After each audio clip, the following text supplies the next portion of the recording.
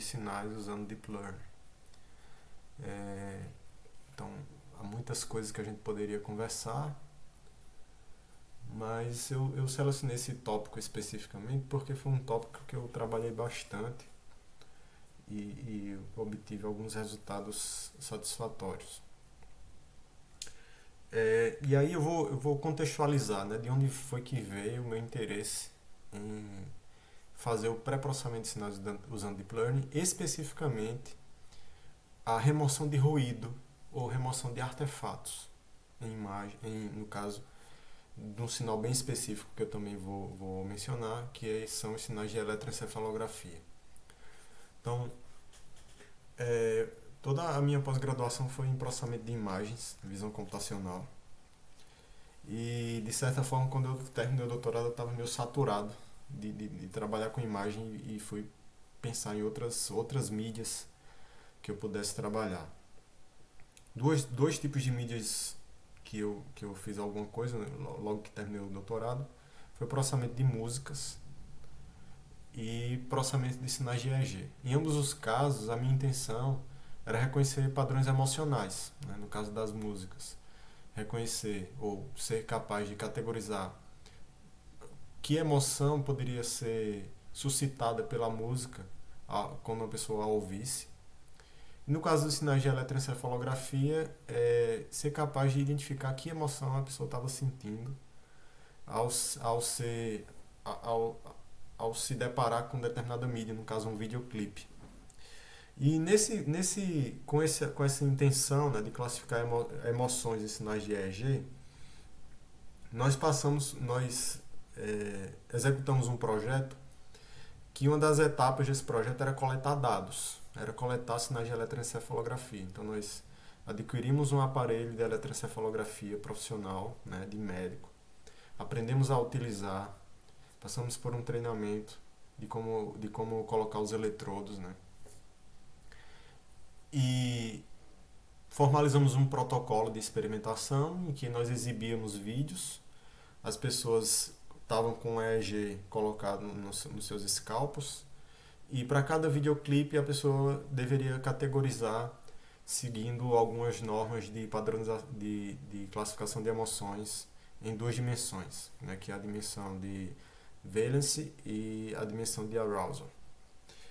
Durante o processo de coleta desses dados, nós identificamos que havia uma dificuldade muito grande de coletar sinais de qualidade devido à, à, à sensibilidade que os eletrodos têm a diversos tipos de problemas no ambiente e também de efeitos causados pela própria fisiologia humana. Então, por exemplo, é, se a pessoa está com um eletrodo no escalpo, né, que é o couro, né, da cabeça, na cabeça, e ela se move, né, move os braços, move as pernas, ela uma coisa natural, né, a deglutição salivar, né, você engole saliva, você respira fundo, pisca os olhos, movimenta os olhos, boceja, fala, tudo isso provoca artefatos no sinal de EEG. E, de certa forma, para você ter um sinal de EEG com alta qualidade, você precisa, em primeiro lugar, né, o caso ideal, precisaria que a pessoa ficasse imóvel, ela não se mexesse, o que seria extremamente desconfortável para aquela pessoa. E, em segundo lugar, os eletrodos precisam estar muito bem colocados na cabeça, porque qualquer desconexão do eletrodo provoca a perda daquele canal de informação. Então, o modo usual existe um padrão, né, de colocação desses eletrodos, que é o padrão 10-20, em que você pode dispor, por exemplo, 25 eletrodos na cabeça da pessoa, de acordo com a posição dos lóbulos cerebrais. E uma coleta completa vai coletar. Cada eletrodo corresponde a um canal de informação. E uma coleta completa você precisa de ter informação de todos aqueles canais. Mas acontece que às vezes um único canal ou alguns canais se desconectam do escalpo, aí você tem informação dos outros e perde aquela informação daquele eletrodo. Dependendo do tipo de informação que você quer coletar, pode ser que o eletrodo que se desconectou não vai te causar nenhum dano. Então, por exemplo, se você está querendo, o modo padrão de você classificar emoções é utilizar as informações dos eletrodos pré-frontais e frontais, ou seja, dois eletrodos que estão aqui na testa, que é o pré-frontal esquerdo e o direito, e o frontal, que é um pouco mais acima. Então, se você se você tiver desconexão de todos os outros eletrodos, né, dos temporais, dos occipitais, parietais, etc., você não vai ser prejudicado no caso de querer classificar emoções utilizando esses quatro canais mais importantes para as emoções. Mas se você está querendo, por exemplo, coletar informações sobre a visão da pessoa, né, o que está chegando pelo filme visual, aí os eletrodos occipitais, por exemplo, vão ser importantes. São os eletrodos que colocam próximo da região da nuca. Então aí você já vai ter um problema se você perder a conexão desses eletrodos. Se você quer informação sobre movimentação, aí os temporais, os parietais já vão ser importantes também. E nós verificamos que era a maior parte das nossas coletas, elas foram prejudicadas. Seja pela desconexão de eletrodos, que a gente tinha que estar monitorando constantemente a qualidade do sinal para quando ocorresse uma desconexão, a gente ir lá consertar isso e não perder a coleta. Ou então, por a movimentação natural do ser humano. Né? A gente não consegue ficar parado muito tempo, é natural que isso aconteça. Então, se você vai expor, digamos, 30 videoclipes para uma pessoa, com certeza, durante a exibição de um ou outro, a pessoa vai se mexer na cadeira para se sentar melhor, vai bocejar e etc. E aí, nesse momento, eu vi que havia outro problema, diferente da classificação de emoções, que era essencial ser resolvido antes de ter o sinal para categorizar a emoção. E o problema é justamente a filtragem de ruído, ou a remoção de ruído. Então, quando eu identifiquei esse problema, eu pensei, tá, como é que a gente remove ruído? O modo tradicional, né, de remover ruído envolve um conhecimento matemático que as pessoas de computação não estudam. Infelizmente, né, isso é uma crítica que eu faço sempre que eu tenho oportunidade. Infelizmente, a matemática está sendo exorcizada da ciência da computação. Está sendo, quanto mais os cursos vão numa tendência comercial de atender às demandas do mercado, mais a matemática fica em segundo plano nos currículos de ciência da computação. De forma que hoje as pessoas que eu posso dizer com certeza que são especialistas em processamento de sinais, né, que tem a bagagem teórica muito bem fundamentada para fazer processamento de sinais, são as pessoas que são formadas em engenharia elétrica. Existem pessoas de computação que fazem bons trabalhos de processamento de sinais, mas é por um esforço individual, um esforço próprio de estudar o que é necessário de matemática e física, se necessário, para fazer pré-processamento ou remoção de ruído e processamento de sinais. E aí, quando eu fui nessa busca, né, de aprender sobre isso, eu tive que estudar muita coisa que nem sonho eu imaginava que eu iria estudar na minha graduação de computação. Né? Então, eu recorri aos colegas de engenharia elétrica para me ajudar nessa empreitada. Né? E foi quando eu percebi que o projeto de filtros, né, para remoção de ruído é uma coisa, primeiro, muito complexa, né, que exige que você tenha um conhecimento de matemática que vai te tomar aí, no mínimo uns 8 meses para formar uma bagagem boa de teoria.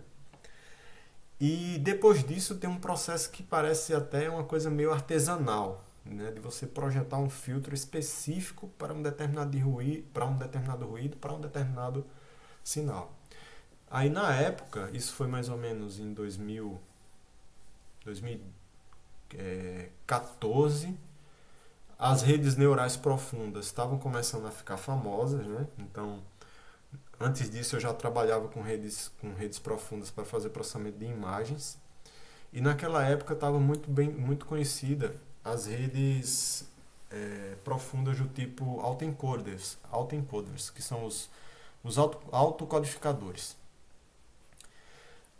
E os autocodificadores, eles, já naquela época, né, 2014, 2015, eu via algumas aplicações para imagens que o objetivo era a reconstrução de imagens, né? Era você dar como entrada uma imagem que tinha algum defeito.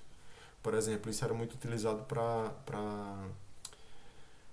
fazer restauração de imagens históricas, de arquivos históricos. Muito antes de se falar em redes generativas, né? Como hoje a moda é rede generativa.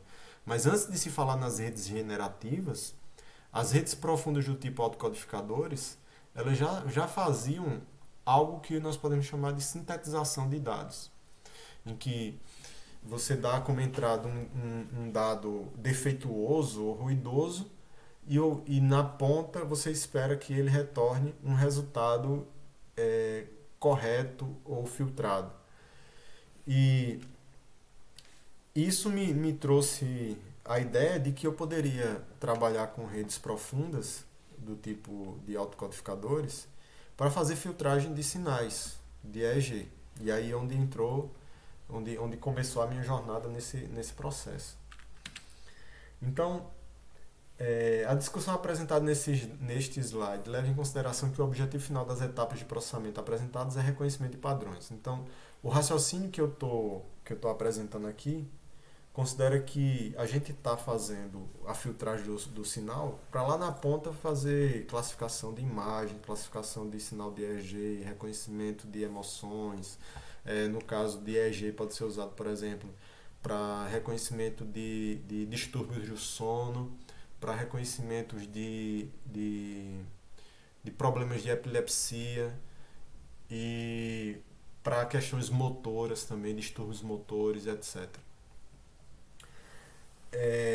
No caso de uma imagem, a gente pode dizer que os ruídos que podem acontecer, a gente pode considerar, por exemplo, que se é uma imagem histórica, aquela imagem pode estar faltando um pedaço, né, que as traças desgastaram ou que o tempo desgastou. E uma rede do tipo autocodificador, em teoria, seria capaz de recompor, de reconstruir aquele pedaço que está faltando. E isso, de certa forma, é o primórdio, né, é o início da era das redes generativas. Né? Antes de se chamar desse nome, né, redes profundas generativas, os autocodificadores já faziam algo parecido.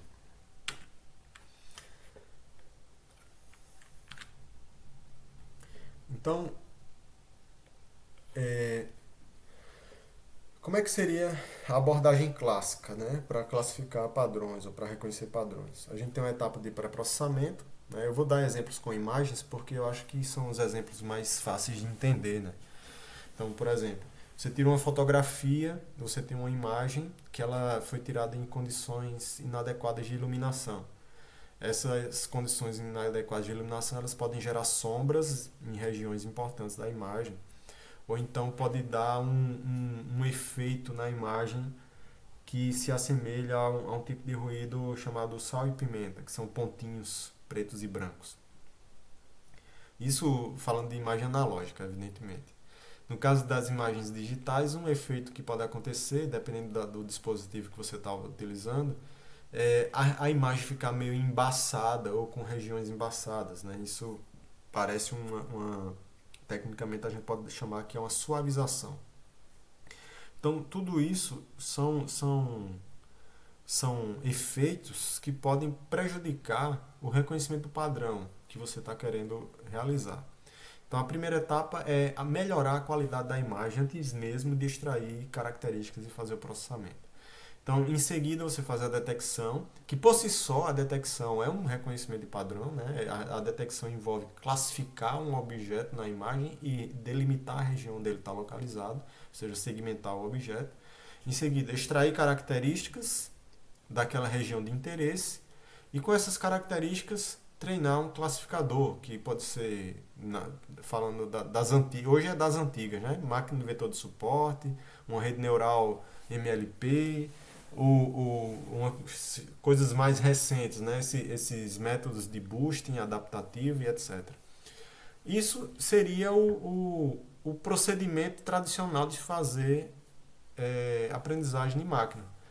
Acontece que o Deep Learning,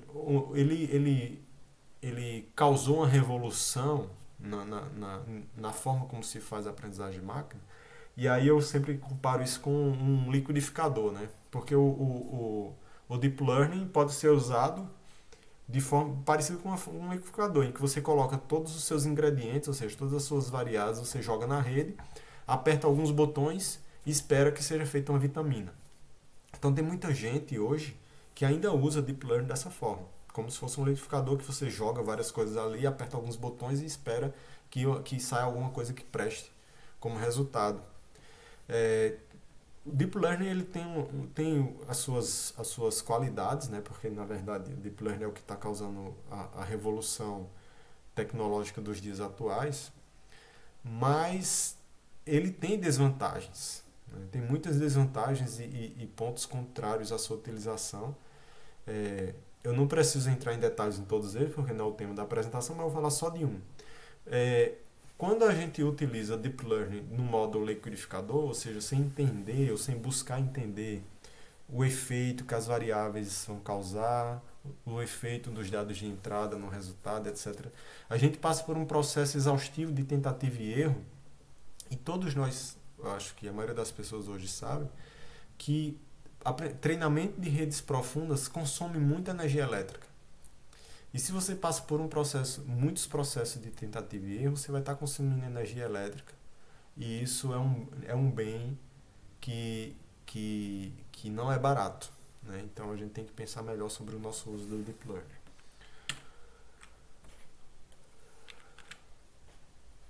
Então, no contexto, né, de pré-processamento, especificamente aqui nessa apresentação, eu vou falar de remoção de ruído e melhoria de qualidade de sinais. Então, embora seja comum utilizar Deep Learning para fazer todo o processamento de reconhecimento de padrões, é possível ter modelos especializados nessa tarefa. Então, é o que eu estava falando. O Deep Learning ele revolucionou a área de aprendizagem de máquina porque todas aquelas etapas que eu falei, pré-processamento, segmentação do objeto, extração de características e treinamento do classificador, elas podem ser feitas, que a gente pode dizer, all in one, né? Tudo de uma vez. A mesma rede que pré-processa é a rede que extrai características, que é a rede que classifica. Tudo numa mesma arquitetura. Então, esse foi uma das principais revoluções trazidas pelo Deep Learning. Mas nós podemos criar arquiteturas especializadas em apenas uma dessas tarefas, que é o caso dessa apresentação. Então, para se projetar adequadamente o modelo de Deep Learning para pré-processamento, deve-se conhecer razoavelmente bem os tipos de dados que serão usados, as condições de aquisição e os tipos de problemas que podem ocorrer durante a aquisição que poderão gerar ruído. E aqui, isso nesse ponto, entra algo que a gente estava conversando um pouco antes de eu iniciar a apresentação, que é a necessidade de conhecimento especialista. Aí entra uma característica multidisciplinar da ciência da computação como uma área de aplicação e também entra uma característica que existe, de certa forma, na personalidade do profissional de computação, que é uma personalidade eclética, uma pessoa que está aberta à possibilidade de estudar um pouco sobre outras áreas.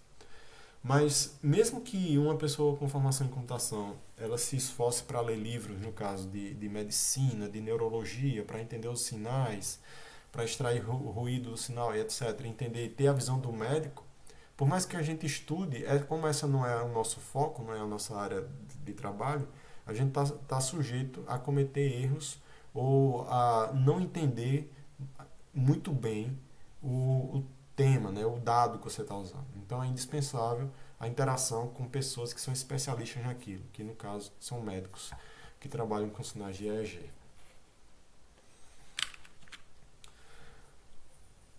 Aqui eu trouxe uma amostra, algumas amostras de sinais de EEG para a gente ter noção dos tipos, como é que, primeiro, o que é esse sinal, né? Como é que a gente visualiza ele, e segundo, o que é que eu estou chamando de ruído ou de artefato, né?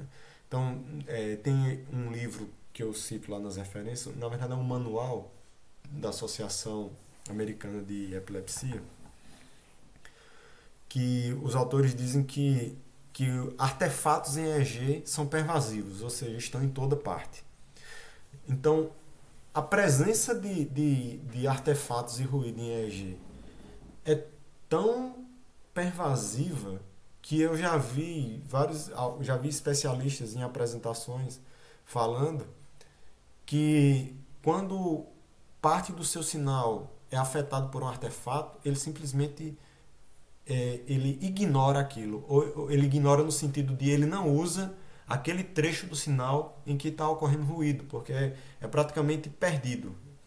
Se a quantidade de tempo, né, de instantes de tempo que está sendo atingida pelo artefato for muito longa, simplesmente ele descarta o sinal e coleta um novo. Então aqui a gente tem alguns exemplos, né, de ruídos ou de artefatos. Esse aqui, esse aqui, esse aqui. Cada um tem uma causa diferente, né? Então, por exemplo, esse daqui é típico de movimento ocular. Então, por exemplo, quando um ruído do tipo de movimento ocular, ele é fácil de ser identificado porque ele tem baixas frequências em relação à frequência do sinal do cérebro. Então você vê larguras de onda maiores quando tem uma piscada ocular, por exemplo. Movimentos musculares ou mau contato de eletrodos. Aí a gente tem o número 2, quer dizer, o número 2 não tá. É o número 2 esse aqui. Eu não marquei em vermelho. Mas esse tipo de padrão aqui, ele indica movimento muscular. E esse daqui pode ser mau contato nos eletrodos. Quer dizer, esse aqui. Aí, deglutição, ou seja, engolir saliva. Só o fato de você engolir saliva, você já provoca ruído no sinal. Então, observem que tratar dados de EEG é um grande desafio em termos de você ser capaz de separar o que é ruído e o que não é. Até porque o próprio sinal de EEG, em princípio, quando eu comecei a tratar esse tipo de sinal, eu achava que era uma coisa aleatória, parece ser aleatório, parece não ter padrão. Depois eu comecei a identificar que há um padrão, mas esse padrão é caótico e sempre leva a suspeita de que você está lidando com dados aleatórios, mas existe um padrão por trás. E aí, como se isso já não fosse difícil, há a possibilidade do sinal que você está tratando ser ruidoso. E aí a gente tem que ter muito cuidado para não estar perdendo tempo classificando ruído ao invés de estar classificando sinais de interesse. Pronto, esse dado que eu estou apresentando aqui, ele é um dado coletado por nós, né, na nossa base de dados. Então, uma das coisas que a gente fez depois de identificar que o problema do ruído era um problema importante, tão importante quanto a classificação das emoções, que nós fomos coletar dados, nós coletamos uma base de dados com tipos específicos de ruído. Por exemplo, piscar de olhos, deglutição de saliva, movimento dos braços, movimento das pernas, bocejo, movimento ocular, ou seja, olhar para a esquerda, olhar para a direita. E aqui nós temos um tipo específico que é o piscar de olhos. Então observe que é uma assinatura. Não é o piscar de olhos, especialmente nos eletrodos pré-frontais, né, o pré-frontal esquerdo e o direito. Então o pré-frontal são justamente os que ficam na testa da pessoa, logo um pouco acima das sobrancelhas. São os eletrodos pré-frontais. Então eles são os mais afetados pela piscada de olho e pelo movimento ocular. Uma das formas de tratar principalmente o ruído de piscada ocular é você colocar um eletrodo de referência na região da bochecha da pessoa, um pouco abaixo do olho. E quando for tratar o sinal dos eletrodos pré-frontais, você fazer a subtração do canal do pré-frontal menos o sinal que estava lá, o canal que estava lá na bochecha. E aí essa subtração, de certa forma, vai eliminar parte do ruído. Mas nem sempre a gente tem tantos eletrodos à disposição, né, para colocar também nessa região da bochecha. E geralmente tem só um de referência que às vezes é colocado na orelha, do lado da orelha, ou se usa também um central bem no topo da cabeça como referência.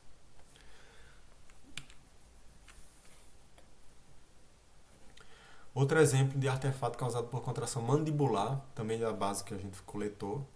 Então, observe que é uma coisa bem característica, né? Você vê que tem uma coisa estranha, as amplitudes do sinal são bem diferentes das amplitudes do sinal sem ruído, né? São mais altas as amplitudes e as frequências também são maiores.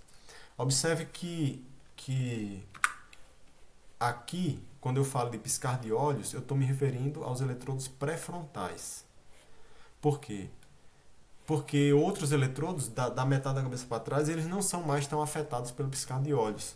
Mas, por outro lado, quando eu estou falando de contração mandibular, eu estou falando dos eletrodos temporais. Ó, temporal, 2 da esquerda e 2 da direita. T3, T4, T5, T6. E esses temporais, eles são justamente os eletrodos que ficam aqui um pouco próximo da região da orelha e vão ser afetados justamente pela mandíbula, pelo movimento da mandíbula. Por isso que eles são mais afetados pela contração mandibular do que os pré-frontais. Ok, então agora que a gente já viu o que é um sinal, já tem noção de como é que é esse tipo de ruído, vamos ver o que é que a gente pode fazer utilizando a aprendizagem profunda para eliminar esse ruído ou reduzir esse ruído.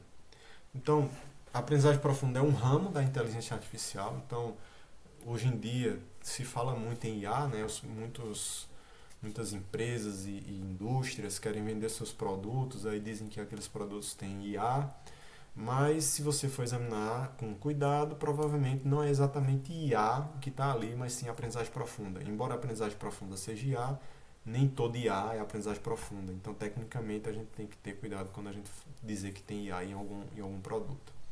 Então, a aprendizagem profunda estuda algoritmos de aprendizagem baseados principalmente em redes neurais artificiais. Os primeiros modelos de Deep Learning eram caracterizados por possuir uma quantidade maior de camadas escondidas em relação às redes neurais artificiais clássicas.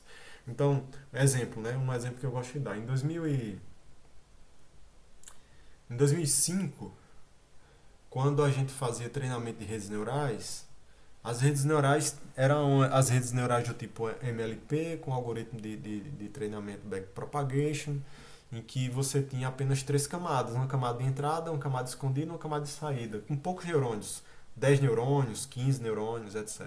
Neurônios artificiais, né? Então eram três camadas, ou seja, apenas uma camada escondida. E esses treinamentos, a gente publicava artigos em 2005, fazendo treinamento de redes neurais, utilizando 1.000 amostras, 1.500, então já dava artigo científico você usar um treinamento com 1.000 imagens. Hoje, ou seja, 18 anos depois, 1.000 imagens não é mais nem toy example, não é mais nem exemplo de brinquedo. Nem nos exemplos da sala de aula o professor fala mais em 1.000 imagens. É tudo 5.000, 10.000, 50.000, 100.000. Mesmo para os exercícios dados em sala de aula, 1.000 imagens não é mais falado. Não serve nem de exemplo de brinquedo mais. Então, uma das coisas que caracterizou as redes, né? As redes deixaram de ser, vamos dizer assim, naive e passaram a ser profundas, em primeiro lugar, aumentando a quantidade de camadas. Mas com o aumento da quantidade de camadas, vieram duas necessidades. Primeira necessidade, a necessidade de mais dados para realizar o treinamento. E segunda necessidade, a necessidade de poder de processamento para realizar esse treinamento. Então, posteriormente, várias abordagens foram desenvolvidas para melhorar os resultados das redes profundas, de modo que hoje não é apenas a quantidade de camadas que as diferencia dos modelos clássicos. Então, inicialmente, a gente poderia dizer que uma rede era profunda se ela tivesse, digamos, de 50 camadas escondidas para cima, né? Tivesse mais do que 50 camadas escondidas. Hoje em dia não basta ter apenas muitas camadas escondidas, precisa ter, na verdade você tem algoritmos de aprendizagem específicos para aprendizagem profunda, você tem camadas que são específicas de aprendizagem profunda, e hoje, mesmo quando você vai treinar uma rede do tipo MLP, a gente não usa mais os algoritmos MLP especificamente, a gente pode ir direto para uma rede, para as bibliotecas de aprendizagem profunda e fazer uma arquitetura com menos camadas.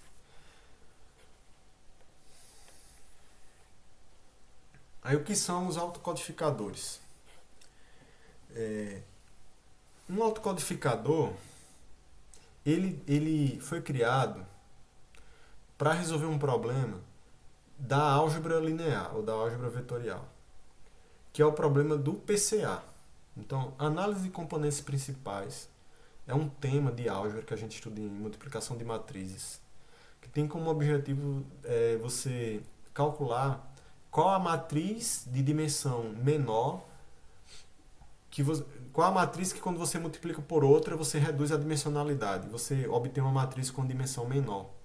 Aí essa matriz que você faz a multiplicação, ela tem componentes que você chama de autovalores, autovetores, e aí o estudo do PCL surge na álgebra. Mas só que computacionalmente, nós podemos resolver isso utilizando uma rede neural que no fim das contas, lá internamente, também vai ter essas multiplicações de matrizes. E um autocodificador é uma rede cujo objetivo é aprender a função identidade. Então, uma rede neural a definição genérica de rede neural é que uma rede neural um algoritmo de aprendizagem de funções, né? Ele aprende funções, mas um autocodificador ele aprende uma função específica, que é a função identidade, ou seja, qual a função que dado uma entrada, o resultado é igual à entrada. Aí alguém poderia se questionar para que nós vamos exercitar, nós vamos executar um algoritmo cujo objetivo é pegar a entrada e jogar na saída, ou seja, a saída é igual à entrada. Para que isso serve, né? Só é você ter uma função que entra x e retorna x. Para que isso serve? A questão é que os autocodificadores internamente eles põem os dados num processo de afunilamento. E esse afunilamento é um funil que tem duas pontas, né? Ele afunila e desafunila, podemos dizer assim. Então, se vocês observarem aqui no diagrama, observe que tem um afunilamento em direção ao centro e depois esse afunilamento é desfeito em direção à saída. E a mágica dos autocodificadores é que nesse processo de pegar uma entrada e jogar ela de volta na saída, aqui internamente, os dados que estão no gargalo do funil, eles servem como dados comprimidos, ou seja, eles representam a compressão dos dados. De forma que os autocodificadores, no início, eles foram muito utilizados também para fazer compressão de dados. Então, você aprendia a função identidade por meio desse método do funil, e depois você desacoplava o funil, ou seja, cortava o gargalo aqui, e pegava apenas os neurônios do gargalo para ter uma representação de menor dimensionalidade dos dados de entrada. Então hoje está muito na moda se falar em... Uma das coisas que está na moda também é falar em embeddings, né? Geralmente, quando a gente está falando de aprendizagem de máquina profunda, a gente fala em embeddings. Vamos aprender os embeddings. Principalmente em processamento de linguagem natural, né? Que é a bola da vez em aprendizagem de máquina hoje. Processamento de linguagem natural tem um modo de representação dos dados que você representa textos inteiros, frases e palavras e expressões por meio de vetores numéricos. E aqueles vetores numéricos são o que se chama de embeddings. Aqueles embeddings nada mais são do que os valores desses neurônios do gargalo do autocodificador. Então, o que acontece muito em ciência da computação é as pessoas irem pegando coisas antigas que já existem e dando nomes bonitos e elaborados para coisas que não tem novidade, só para comercializar. Então, embedding, por exemplo, é uma coisa desse tipo, que são os neurônios do gargalo do autocodificador, por exemplo.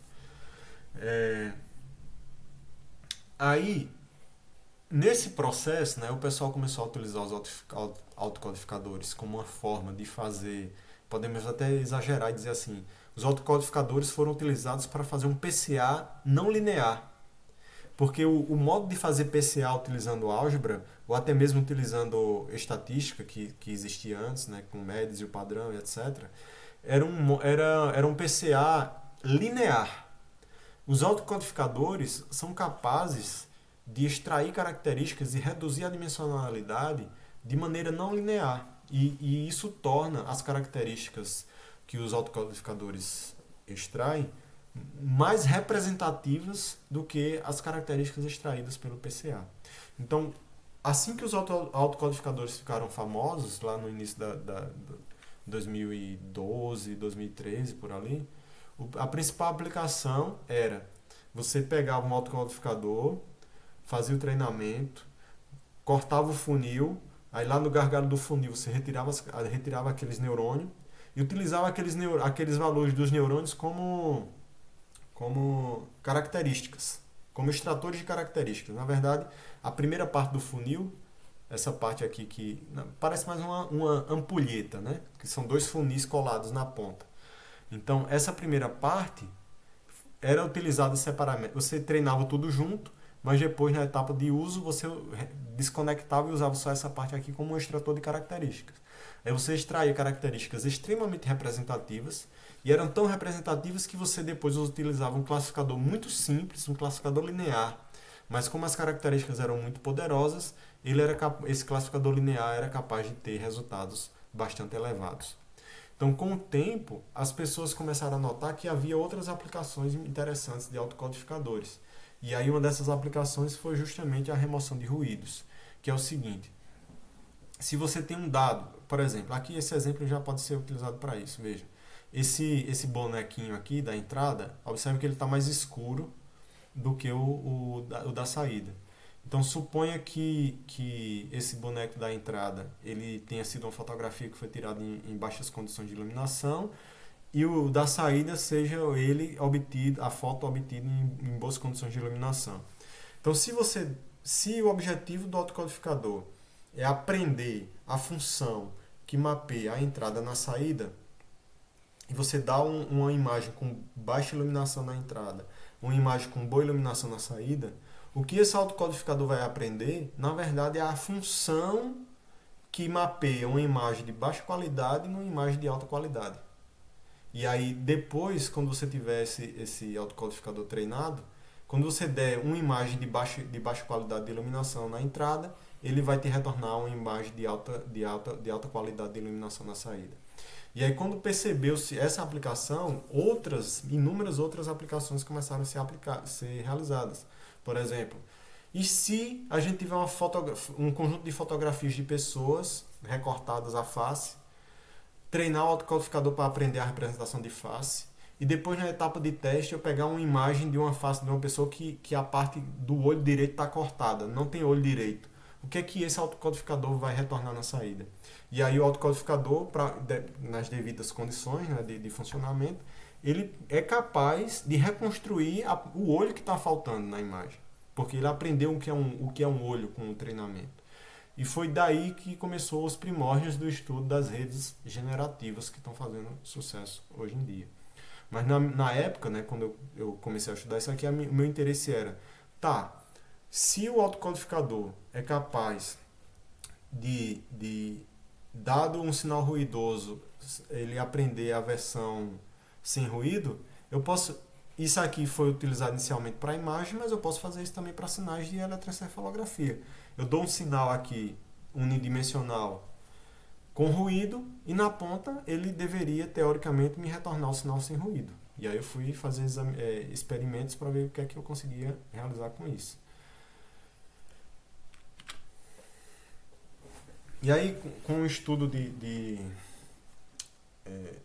com auxílio de alguns alunos de iniciação científica e mestrado, a gente desenvolveu os experimentos, né, fez a coleta de dados com os devidos tipos de sinais ruidosos. Né? Aí os tipos de sinais ruidosos que a gente testou, né, foi movimento ocular, deglutição, contração da mandíbula, movimento dos braços.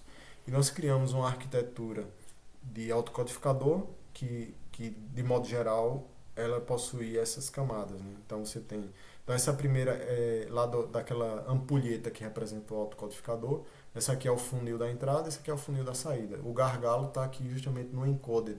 Esse encoded representa o gargalo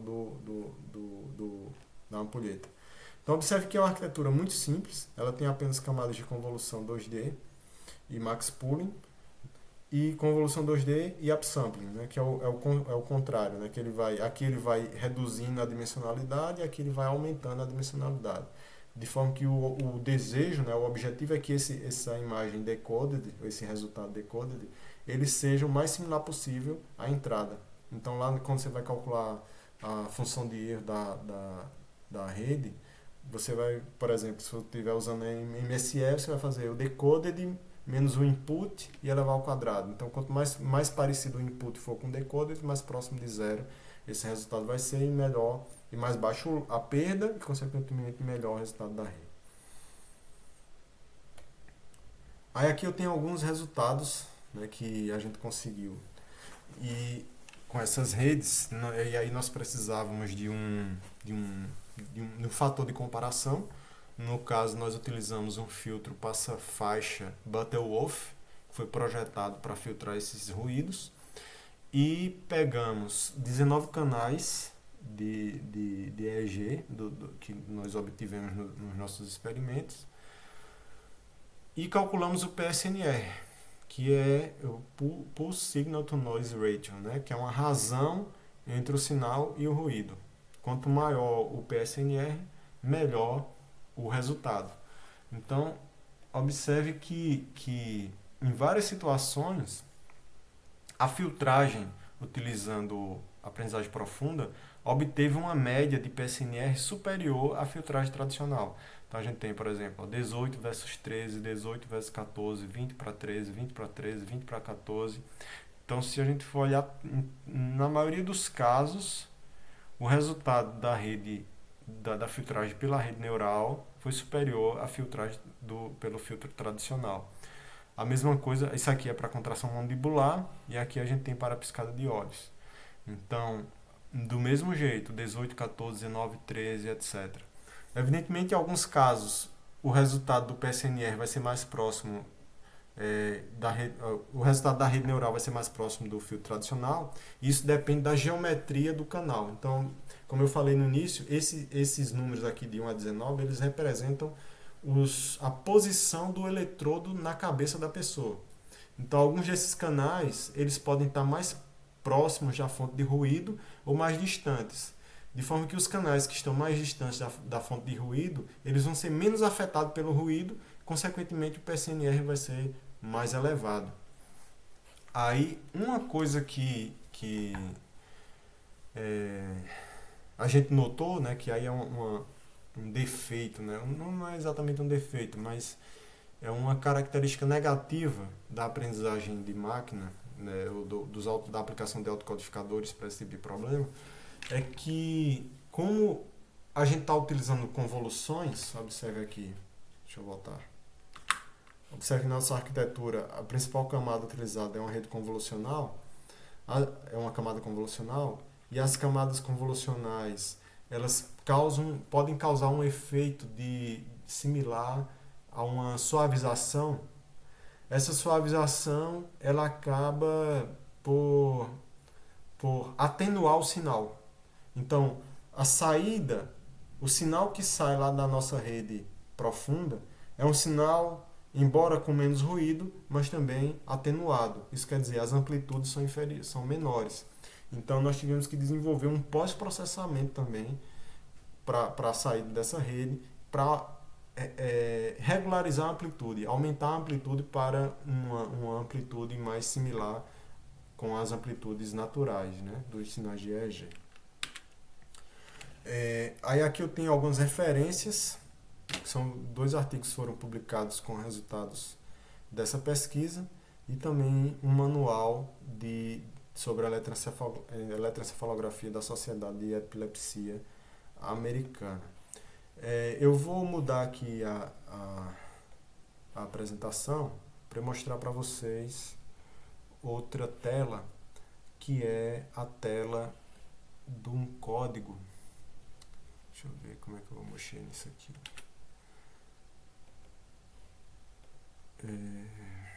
Esse aqui.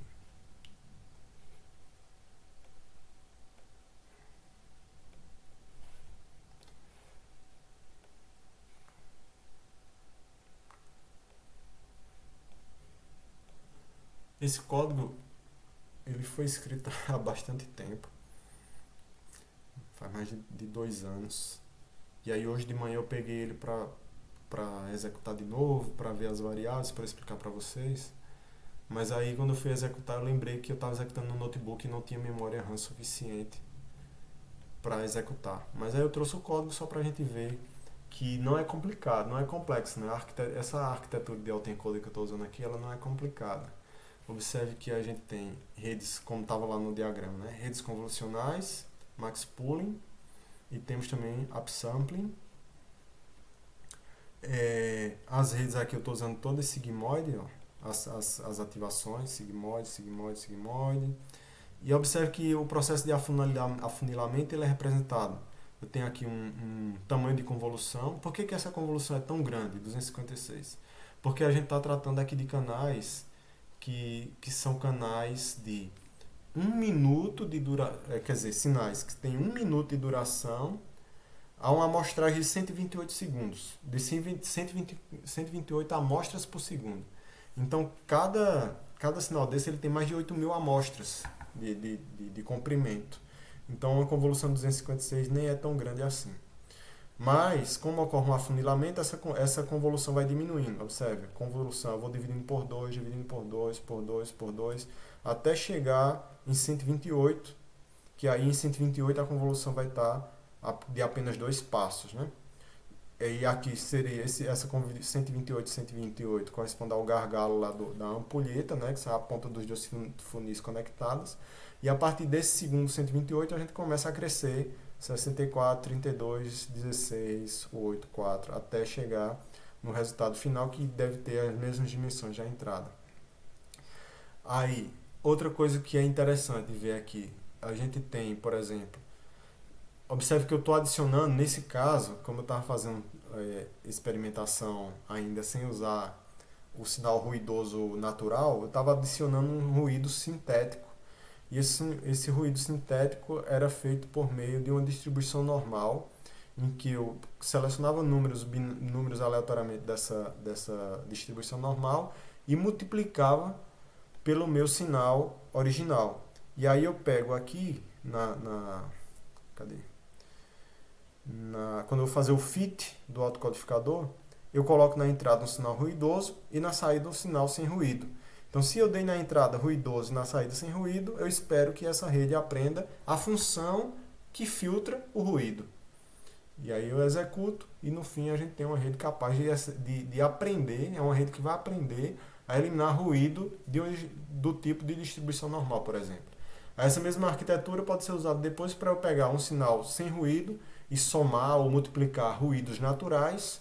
E aí lá no treinamento eu coloco um sinal na entrada ruidoso e na saída sem ruído. E a rede, em teoria, deveria aprender a função que filtra esse ruído.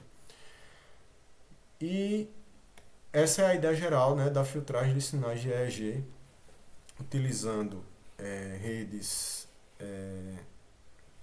profundas, que pode ser aplicado para outras áreas também, como, por exemplo, processamento de imagens, filtragem de imagens. E o entendimento desse tipo de uso de autocodificador, ele também é importante para a gente ter noção de como é que funcionam as redes generativas, por exemplo. Então, o que eu havia planejado para apresentar é isso, e a gente pode conversar agora, discutir alguns questionamentos que vocês tenham sobre essa abordagem.